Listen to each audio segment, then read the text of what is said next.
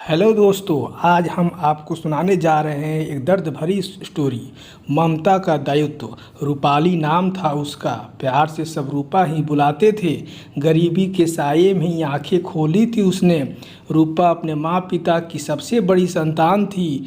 उससे छोटी 4 बहनें और थी। जीवन की कठिनाइयों में शिक्षा प्रायः गौण ही हो जाती है। 10वीं की परीक्षा में रूपा फर्स्ट आई थी।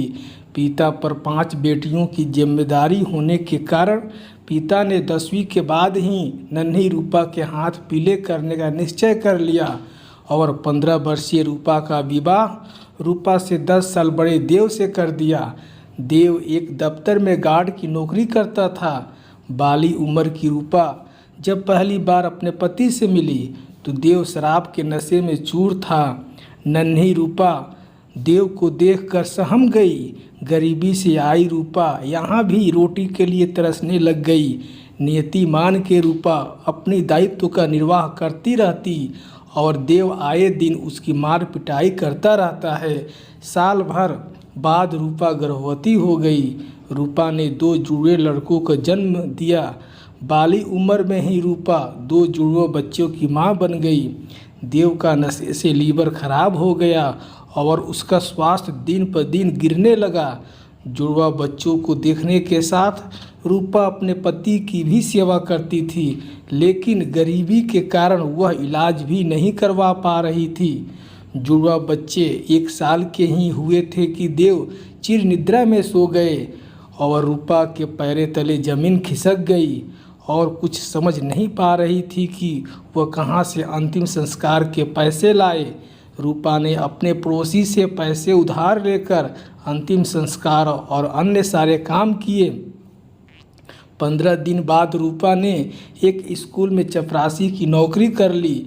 स्कूल जाती तो सास के उलाहने सुनती कि सज धज कर कहीं नहीं जाती है। जीवन की पीड़ाओं को झेलते हुए रूपा ने चुप्पी ही साध ली थी।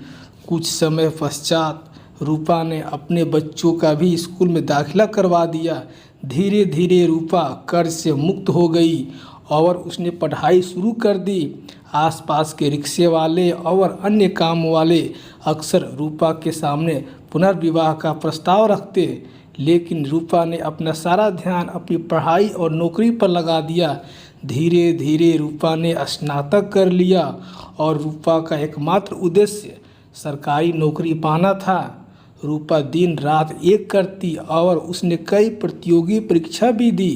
पहले प्रयास में रूपा को असफलता ही मिली, लेकिन रूपा ने हिम्मत नहीं हारी।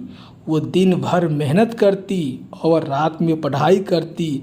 धीरे धीरे रूपा की मेहनत रंग लाई और रूपा को प्रतियोगी परीक्षा में सफलता मिल गई।